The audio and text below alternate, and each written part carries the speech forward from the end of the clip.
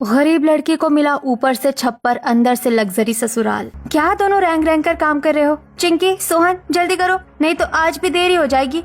दीदी, मेरे बस बाल बांधने रह गए हैं। सोहन, क्या है, ऐसे लड़कियों की तरह तैयार क्यों हो रहा है?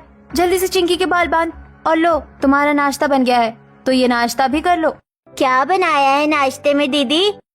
मालपुए। अरे, ये भी कोई सवाल है? जो बनता है वही बनाया है। ठीक है ना दीदी, गुस्सा क्यों कर रही हो? जल्दी जल्दी से तैयार हो जाओ, उसके बाद मुझे भी बाबा को नाश्ता देने को निकलना है। ला, मैं कुछ मदद कर दूं क्या? नहीं माँ, आप रहने दो, मैं सब कुछ कर लूंगी।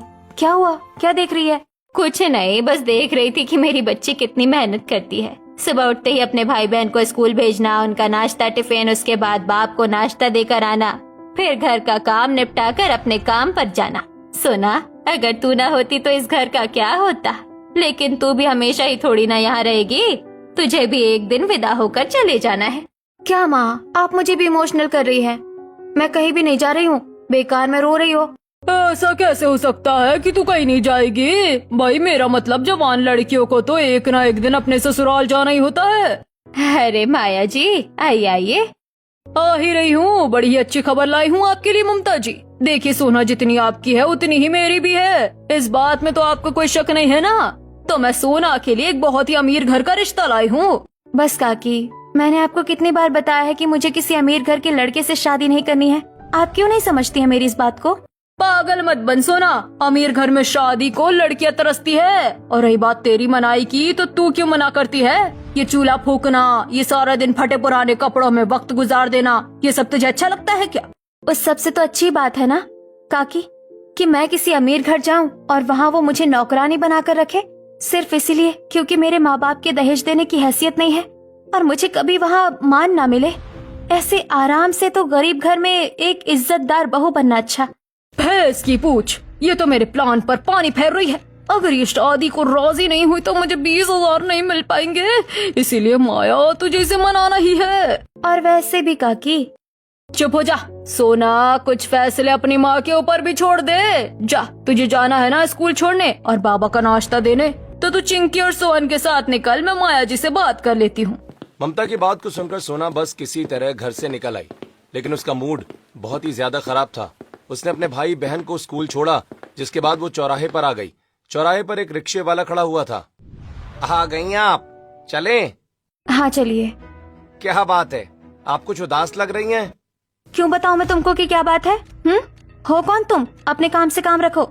सोना ने रजत को डांट दिया, जिसके बाद वो कुछ नहीं बोला और सोना भी चुपचाप अपने बाप की फैक्ट्री आ गई, जहाँ उसने उसको नाश्ता दिया। आज मेरी प्यारी बच्ची का मुंह क्यों उतरा हुआ है? किसी ने कुछ कहा है क्या? हाँ? कुछ नहीं पापा, बस वो रिश्ते वाली काकी माया जी आई थी, सुबह सुबह दिमाग खराब कर गई। बेटा, ऐसी बातों से दिमाग खराब करना बच्चों का काम नहीं है, ये तो हमारा काम है। तू चिंता नहीं कर, तेरी शादी मैं ऐसे घर में करूंगा जहाँ तू खुश रहे। हाँ, चल शाबाश, अब हंस कर दिखा। सोना अपने बाप की बात को सुनकर मुस्कुरा दी।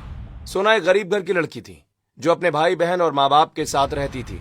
उसका बाप एक फैक्ट्री में काम करता था, जिससे ही उसके घर का खर्च चलता था। सोना एक मेहनती लड़की थी, वो अपने बाबा को नाश्ता देकर अपने घर चली आई और काम में लग गई। माँ, मैं जल्दी जल्दी में काम को निपटा रही हूँ, जिससे कि मैं आज टाइम से अपने काम पर भी पहुँच जाऊँ। मुझे बताओ, आपको सब्जी के साथ रोटी खानी है या पराठा? रोटी बना दे, पराठे में वो तेल वेल नहीं, पराठा नहीं। ठीक है। सोना, वैसे माया जी जो लड़का बता रही थी वो। माँ, मुझे कुछ नहीं बताओ, जब आपने सभी कुछ सोच ही लिया है तो अब मैं क्या ही कर सकती हूँ। अच्छा चल ठीक है, नहीं कहती मैं तुझसे कुछ भी। चल अब जल्दी जल्दी से काम कर, तुझे जाना भी है ना। ममता की बात को सुनकर सोना ने जल्दी जल्दी अपने काम को निपटाया, जिसके बाद वो अपने काम पर चली गई। सोना एक अमीर औरत के घर में सफाई का काम करती थी। दोपहर से शाम तक उसने वो काम किया, फिर वो अपने घर को वापस आ गई। वहीं दूसरी तरफ मैं घर आ गया। क्या हो भैया, ये मुंह पर बाहर क्यों बज रहे हैं आपके? कुछ नहीं भाविका, बस ऐसे ही।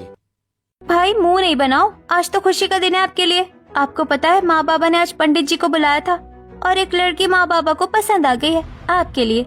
आओ मैं तस्वीर दिखाती हूँ। क्या? आ जाओ मेरा बेटा, अंदर आ। लेकिन माँ बाबा। क्या बात है रजत? कुछ नहीं। देखो ये लड़की माँ बाप ने पसंद की है आपकी शादी के लिए। रजत ने एक नजर भी उस लड़की के ऊपर नहीं डाली, बल्कि वो उदास हो गया था। ऐसे ही दूसरी तरफ सोना भी अपने रिश्ते से परेशान थी। क्या बात है सोना, मुझे तो लड़के में कोई खराबी नहीं लग रही बेटा। अरे ये तो पागल है, ऐसी ही बातें करती है। माँ बाबा आपको चाहिए रिश्ता कितना ही अच्छा लग रहा हो, लेकिन मैं आपको बता रही हूँ कि अमीर घर के लड़के। चुप, एकदम चुप। तूने हमसे ज्यादा दुनिया नहीं देखी है सोना, इसलिए तू इस मामले में मत बोल। हम दोनों ने आपस में मशवरा कर लिया है। ऐसे ही अगली सुबह। क्या बात है बेटा, तू कुछ उदास लग रही है। आज तूने अपने भाई बहन को भी स्कूल नहीं भेजा और न ही अपने बाबा के लिए तू नाश्ता लेकर गई। हाँ माँ, बस आज मन नहीं है। बेटा देख, तू मेरी बात को सुन। शादी की बात पर ना तू अपना दिल छोटा नहीं कर। हम तेरे माँ बाप है, तेरे लिए अच्छा ही चाहते हैं, तेरा बुरा नहीं। हाँ माँ, अब ये तो वक्त ही बताएगा कि आपने मेरे लिए कितना अच्छा लड़का चुना है और कितना नहीं। क्या है भाविका, क्यों जगाए जा रही है? भैया वो मैं ये कह रही थी कि आपको आज जाना नहीं है क्या अपने काम पर? हाँ, नहीं जाना है। और कुछ? अब जा यहाँ से।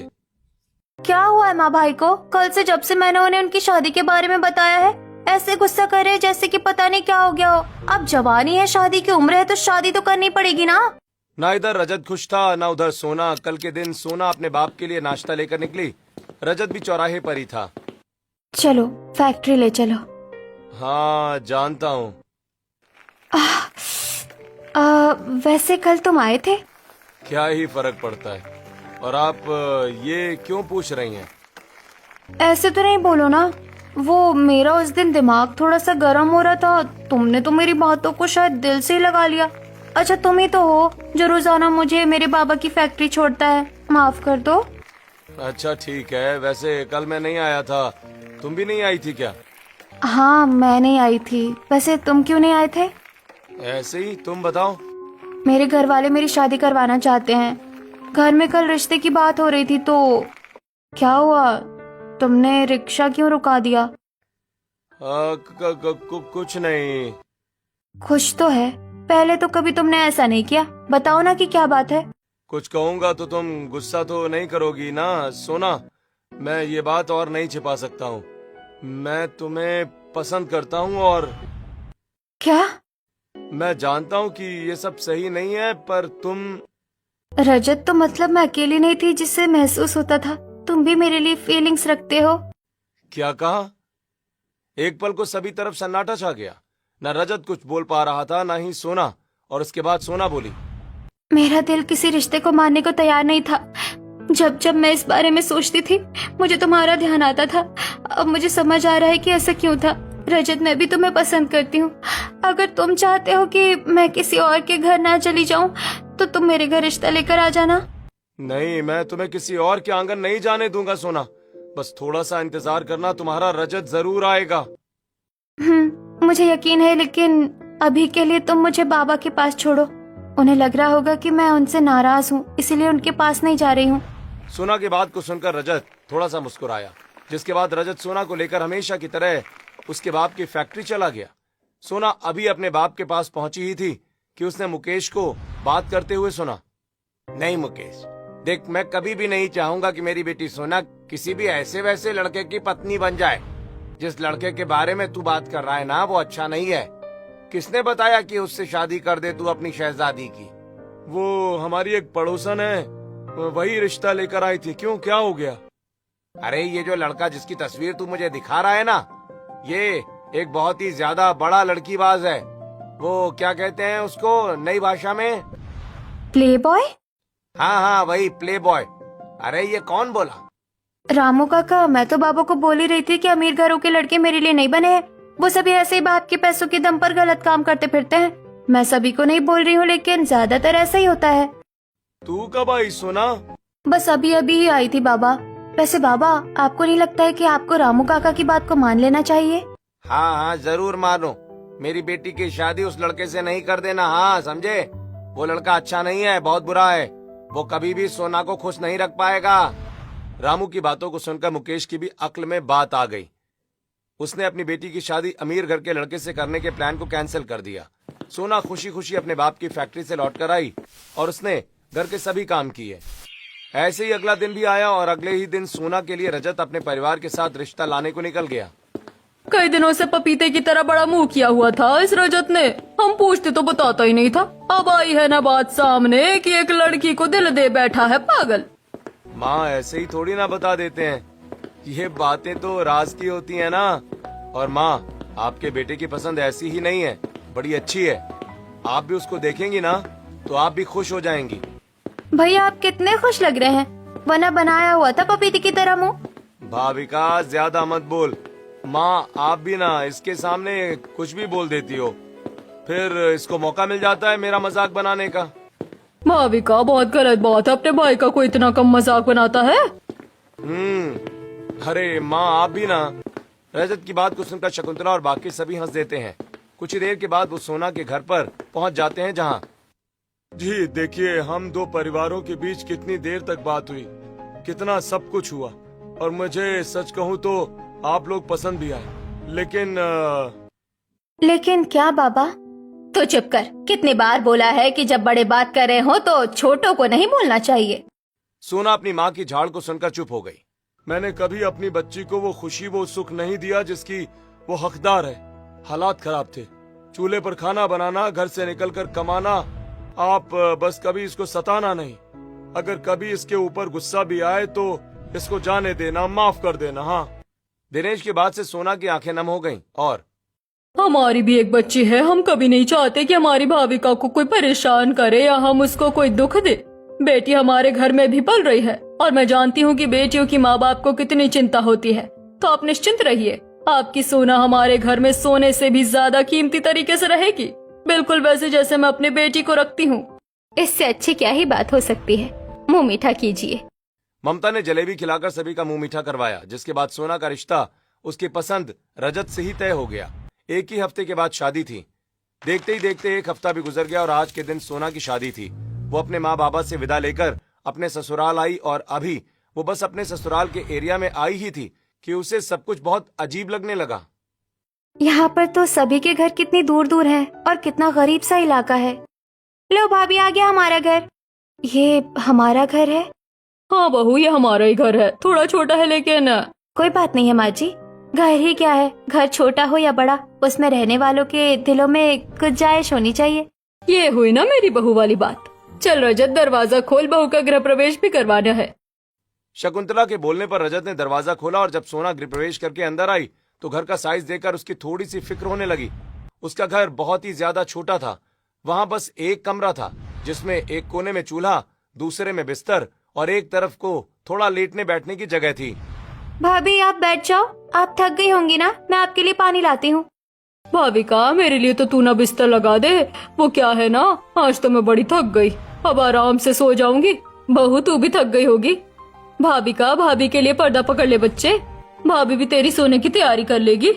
माँ जी अभी से सोना, अभी तो बस लेकिन 8 ही बजे हैं।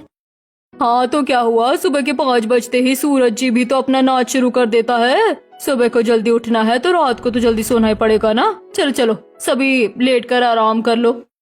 शकुंतला की बात को सुनकर सोना भी कुछ नहीं बोली। उसने अपने कपड़े चेंज किए और पूरे घर में बिस्तर लग गया, जिसके बाद सभी सोने को लेट गए।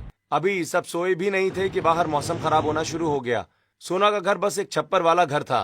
तेज हवा से उनका छप्पर जोर जोर से हिलने लगा। अरे नहीं रजत जी, ये क्या हो रहा है? ये छप्पर ऐसे हिल क्यों रहा है? हमारे साथ कुछ बुरा तो नहीं होगा ना? अरे नहीं नहीं, कुछ नहीं होगा, चिंता मत करो। भैया जल्दी से बिस्तरों को उठवाओ, बारिश शुरू हो गई है। अरे तुम्हारा भला हो, ये बारिश भी आज ही आनी थी। बहू ये ले, जल्दी से ये वाली पन्नी को चूल्हे पर डाल दे, भीग गया तो चाय भी नहीं मिल पाएगी सुबह को। जी। सोना को लगा था कि शादी के बाद उसकी जिंदगी अच्छी होगी, लेकिन शादी की पहली रात को ही उसको क्या क्या देखना पड़ गया था। सोना ने चूल्हे को पन्नी से ढका और रजत और भाविका ने सभी बिस्तरों को समेटा। बारिश शुरू हो गई थी। ऐसे में सामान तो बच गया, लेकिन छप्पर के अंदर से लंबी लंबी बारिश की धार कमरे में आने लगी, जिससे सभी भीग गए। हे भगवान, ये हम बारिश में घर में भी ऐसे भीग रहे हैं जैसे कि हमारे सर पर छत ही नहीं है। समझ बहू, छत है ही नहीं, ऐसे में एक छप्पर में ये ही होता है। अब तो हम लोग बस इंतजार ही कर सकते हैं और कुछ नहीं। शकुंतला ऐसे ही बोलने लगी। सोना कुछ नहीं बोली। सुबह तक ऐसे ही थोड़ी थोड़ी देर में बारिश आती रही, जिससे कि सोना को भी जरा सा आराम नहीं मिल पाया और वो बेचारी बस सुबह तक जागते हुए रही। ये लो सुबह हुई और इन बादलों ने पानी फेंकना बंद कर दिया। सारी रात हमारे सोने से क्या दुश्मनी थी जो अब सुबह होते ही ये बादल शांत हो गए हैं। कोई बात नहीं माँ जी, ऐसे होते रहता है।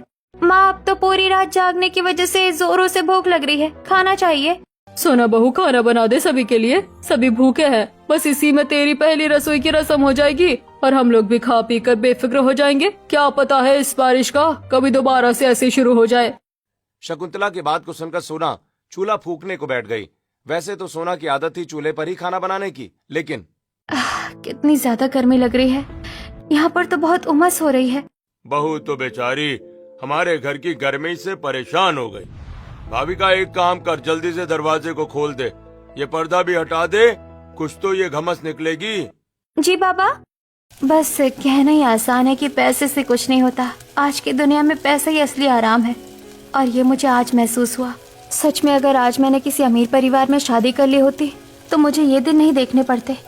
कैसे कैसे बेचारी सोना ने खाना बनाकर अपने ससुराल वालों को खिलाया। भाभी, आपके हाथ के खाने में तो सच में जादू है, जादू। आप तो बड़ा ही अच्छा खाना बनाती हैं। शुक्रिया।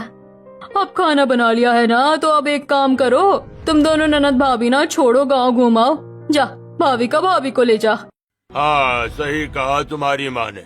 और तू मेरे साथ चल रजत।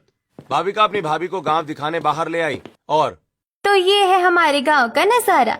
भाभी का बुरा नहीं मानना, गांव तो मेरा भी है और सच कहूँ तो वहाँ भी अमीर लोग नहीं है, लेकिन यहाँ से काफी ज्यादा अच्छे हालात है उस जगह के। मेरा मतलब यहाँ तो कुछ नहीं है। जानती हूँ भाभी, यहाँ कुछ नहीं है। और आपको एक बात बताऊँ, अगर हम लोगों को कुछ भी थोड़ा भी अच्छा खरीदना हो ना, तो हम लोगों को गाँव के बाहर जाना पड़ता है, क्योंकि यहाँ कुछ अच्छा कुछ भी जरूरत का मिलता ही नहीं है। यहाँ बस लोग छोटे मोटे काम करते हैं। जैसे वो घर देख रही हैं, वहाँ साइकिल के पंचर टायर और चेन वगैरह सही करने का काम होता है। और वो वाला घर है ना, वहाँ पर कूड़ा बीनकर वो लोग अपने घर का खर्च चलाते हैं। सच में यहाँ पर तो बहुत ही ज्यादा गरीबी है। सही कहा। चलो भाभी, अब घर चलते हैं, कुछ घर के भी तो काम देखने हैं। ठीक है, चलो। सोना भाविका के साथ अपने घर को वापस आ गई, लेकिन देखने की बात ये थी कि घर में कोई नहीं था। माँ जी कहाँ गई? हम लोग तो उन्हें यहीं पर ही छोड़कर गए थे ना। हाँ माँ, हाँ पता नहीं कहाँ पर है, शायद बाहर ही चली गई होंगी। हम में से कोई नहीं था ना। भाविका ने ऐसे ही बात को खत्म कर दिया। कुछ देर के बाद सोना किसी काम से बाहर गई और जब वो घर वापस आई तो उसकी सास, ससुर और पति घर में ही थे और ननद गायब थी। मैं तो बस बाहर से कपड़े ही लेने गई थी। आप सभी कब यहाँ आ गए? अरे बस बहू, जब तेरा ध्यान नहीं था तभी हम आए। वैसे हमें तो पता था कि तू बाहर है। अच्छा, तो अब भाविका कहाँ है? भाविका अपनी सहेली के आ गई है, पड़ोस में वो आ जाएगी। सोना को समझ नहीं आ रहा था कि आखिर उसके घर के लोग कौन सी जगह से आए थे, लेकिन उसने इस बात के बारे में काफी नहीं सोचा। ऐसे ही चलते चलते अब सोना की शादी हुए 1 महीना होने को आया था। उसके घर में वैसे भी सब कुछ ठीक ही था, लेकिन उसको अपने घर वालों का अचानक गायब हो जाना और फिर अचानक से ही आ जाना समझ नहीं आता था। ऐसे ही आज के दिन घर में सोना अकेली थी। अरे नहीं, ऐसा लग रहा है कि जैसे बारिश होने वाली है। माजिर भाविका मंदिर गए हुए हैं, रजत जी अपने रिक्शा के काम पर लगे हुए हैं और बाबा भी घर में नहीं है। अगर बारिश आ गई तो मैं क्या करूंगी? सोना ने नॉर्मल तैयारी तो कर दी थी, लेकिन कुछ ही देर के बाद बारिश बहुत ज्यादा तेज होके बरसने लगी। बारिश इतनी तेज थी कि सोना के घर में पानी आने लगा। अरे नहीं, ये तो अंदर पानी भर रहा है। मुझे कालीन उठा देना चाहिए। ये क्या ये कोई दरवाजा है? ये तो कोई खुफिया जगह है। क्या मुझे जाना चाहिए? सोना को एक सीक्रेट बेसमेंट में जाने वाला दरवाजा मिला था। उसने अपने मेन दरवाजे को बंद किया, जिसके बाद वो उस खुफिया दरवाजे में चली गई। अभी सोना सीढ़ियों से दीवार के सहारे उतर ही रही थी कि तभी उसका हाथ एक स्विच पर पड़ गया और वो बेसमेंट पूरी तरीके से जगमगा गया। वाह, ये तो किसी सपने की तरह है। बेसमेंट में एक लग्जूरियस घर। नीचे बेसमेंट में एक बहुत ही ज्यादा बढ़िया घर बना हुआ था, जिसमें एक बड़ा सा हॉल था। साइड में एक बहुत बड़ा और अच्छा पूल था। सभी मेंबर्स के हिसाब से बड़े बड़े कमरे थे और किचन भी था। सोना उसको देखने लगी। क्या ये मेरे ससुराल वालों का ही है? लेकिन अगर ये उनका है तो उन्होंने कभी भी मुझे इसके बारे में क्यों नहीं बताया? क्या उनका कोई स्वार्थ तो नहीं है? नहीं, रजत मुझसे बहुत प्यार करते हैं। कोई नहीं, अब अगर उन्होंने मुझे इसके बारे में नहीं बताया तो ना सही, मैं अब यहाँ आ ही गई हूँ तो मजे करके ही जाऊंगी। सोना ऐसे ही सोचने लगी। सबसे पहले वो बेडरूम में गई जहाँ एक बड़ा सा बेड था। वाह क्या बेड है, एकदम गुदगुदा और मजेदार। यहाँ तो टीवी भी है। कितना वक्त हो गया सास बहू और बेटियां सीरियल देखे हुए। मैं बचपन में अपनी सहेली के यहाँ देखती थी। यहाँ इस टीवी पर चला लेती हूँ। लेकिन एक मिनट, ऐसे नहीं, यहाँ तो रसोई भी है, तो मैं आराम से कुछ खाते हुए देखूंगी। सोना रसोई में गई और उसने स्नैक्स लिए, जिसके बाद वो लिविंग रूम में गई। उसने टीवी देखना शुरू किया। ये कितनी बुरी औरत है। ठीक हुआ, इसको तो ना ऐसे ही सजा मिलनी चाहिए थी। हाँ, अरे नहीं, लगता है कि सभी घर वाले आ गए हैं। चल चल सोना, किसी को पता नहीं चलना चाहिए कि तुझे इस जगह का पता चल गया है। बाहर निकल जा। सोना जल्दी से बाहर निकली, जिसके बाद उसने उस दरवाजे को बंद कर दिया और कालीन को भी बिछाया। और माँ और भाविका, आप लोग आ गई? भाभी बस पूछो नहीं कि हम कैसे कैसे आए हैं। उस जगह से निकलकर पूरे मंदिर के आगे इतना पानी था कि मैं आधी डूब जाती। जब वो पानी उतरा ना, तब हम आए। हाँ, यहाँ भी पूरा घर भीग गया था। मैं तो यही सोच रही थी कि आप कहाँ होंगी। पूरा घर भीग गया लेकिन तू सूखी है, ये कैसे? अरे नहीं माँ जी, वो गर्मी तो बेहिसाब है ना, तो बस कपड़े सूख गए होंगे। सोना की बात को सुनकर शकुंतला ने ज्यादा नहीं सोचा। कुछ ही देर के बाद सभी घर में आ गए और सोना ने सभी को खाना खिलवाया। खाना खिलाने के बाद सभी घर के बाहर खाट डालकर बैठे हुए थे। जरा सी बारिश होते ही सारी गर्मी खत्म हो जाती है। मुझे तो बारिश का मौसम बहुत ही अच्छा लगता है। मेरा भी बारिश का मौसम फेवरेट है, बस बिजली ना चमके। एक तरफ सभी बाहर थे तो वहीं दिनेश अपने लग्जरी घर में गया हुआ था। यहाँ कोई आया था क्या? बेड, सोफा, सीढ़ियाँ सब कुछ गीला है। दिनेश को शक सा हुआ, लेकिन अरे हो सकता है कि भाविका, शकुंतला या रजत में से कोई आया हो। बारिश भी बहुत तेज हुई थी ना। दिनेश ने ऐसे सोचकर बात को आया गया कर दिया। ऐसे ही कुछ दिन और गुजरे। सोना जानती तो थी कि उसके घर में एक सीक्रेट रूम है, इसलिए अब अगर कोई ज्यादा देर तक घर से गायब होता तो वो समझ जाती कि वो लोग अपने घर में ही गए होंगे। ऐसे ही आज दोपहर तीनों सास बहू और ननद घर में ही थीं। गर्मी बहुत ज्यादा हो रही थी। ऐसे में गर्मी बेहिसाब है। ऐसा लग रहा है कि जैसे भाविका और माँ जी की तो आंख लग गई है। देखती हूँ। माँ जी, भाविका आप दोनों जाग रही है क्या? अरे वाह, कोई जागा हुआ नहीं है। सोना ने मौका देखा और वो अपने लग्जरी घर में चली गई और वहां जाकर उसने सबसे पहले एसी ऑन किया। कितनी अच्छी ठंडक हो रही है, मजा आ गया। पिछली बार जब मैं यहाँ आई थी तो इस कमरे में नहीं गई थी। अब यहाँ जाकर देखूंगी। सोना एक कमरे में घुसी जहां उसने देखा कि वहां एक बहुत ही बड़ा वार्डरोब था और उसमें सभी महंगे महंगे कपड़े लगे हुए थे। वाह, कितने सारे और अच्छे कपड़े हैं। ये ड्रेस जरूर भाविका की होगी, पहन कर देखती हूँ। सोना ने एक मॉडर्न ड्रेस को निकाला और ट्राई किया। वाह, लग रही हूँ ना मैं एक मॉडर्न डीवा। वाह, मैं हूँ इस दुनिया की सबसे बड़ी मॉडल सोना। बहुत मजा हो गया। अब मैं दूसरी ड्रेस ट्राई करती हूँ। ये जरूर माँ जी की साड़ी होगी। सोना ने अगली ड्रेस अपनी सास की रॉयल साड़ी पहनी। रानी साथ चाहती है कि हमें आज अच्छे अच्छे पकवान बनाकर खिलाए जाए और ये हमारा आदेश है। नहीं नहीं, ऐसे नहीं करना है सोना। नमस्ते। अरे ये सुंदर सी रानी कौन है? अरे ये तो मैं ही हूँ। ऐसे ही सोना ने एक के बाद एक रूप बदला और वो भी एक्टिंग कर रही थी कि तभी उसको ऊपर से कुछ आवाज आई। माँ, भाभी कहाँ चली गई है? अरे होगी यही देखो। अरे नहीं, मैं क्या करूँ, घर में तो मुझे ढूंढना शुरू कर दिया है। बस कोई यहाँ ना आ जाए। मुझे अब इंतजार करना चाहिए। सोना इंतजार करने लगी कि कब कोई घर से निकलेगा और वो बाहर आएगी। उसको घर में ही ढूंढते ढूंढते भाविका और शकुंतला दोनों ही घर से बाहर निकल गईं। अच्छा मौका है, निकल जाती हूँ। ऐसे ही घर में मिल गई तो सभी को मेरे ऊपर शक हो जाएगा। एक काम करती हूँ। हाँ, सोना ने बाहर निकलकर एक टोकरी को उठाया और टमाटर उसके अंदर डाल दिए। उसके बाद वो उसको लेकर बाहर आ गई। कुछ ही देर के बाद भाविका और शकुंतला घर में पहुंची जहां माँ, मैंने आसपास की सभी जगह देख ली, पड़ोसियों के घर में भी पूछ लिया है, लेकिन वो कहीं नहीं मिली। मिल जाएगी, तू घर में चल। माँ, भाभिका आपने दरवाजा क्यों खोला हुआ है? भाभी कहाँ थी आप? हम कब से आपको ढूंढ रहे थे। मैं तो बस बाहर से टमाटर लेने को गई थी। अच्छे टमाटर मिले नहीं तो बस ये 2 ही ले आई। ओह अच्छा, ऐसे घबरा क्यों रही हो भाविका? कुछ नहीं भाभी, आप नहीं समझोगी। भाविका की बात को सुनकर सोना थोड़ा मुस्कुराई। ऐसे ही थोड़े और दिन बीते और आज की रात पूरा परिवार एक साथ था। शकुंतला, भाविका, चलो कल तो माँ के गांव चलते हैं। वहाँ माँ नहीं है लेकिन मेरा भाई तो है, बुला रहा है। तो बाबा, शुभ काम में देरी कैसी, आप कल ही जाइए, मैं और सोना यहाँ रह लेंगे। क्या ये लोग चले जाएंगे? तो फिर कल के दिन तो मैं आराम से उस घर में मजे करूंगी। क्या बात है? हाँ, क्या सोच रही हो सोना? कुछ नहीं जी, मैं बस ये सोच रही थी कि कल माँ जी अगर जाएंगी तो मुझे जल्दी उठना पड़ेगा ना। भाभी मेरी बात को सुनिए, मैं ये बोल रही थी कि कल आप जितना जल्दी हो सके उतना जल्दी उठना।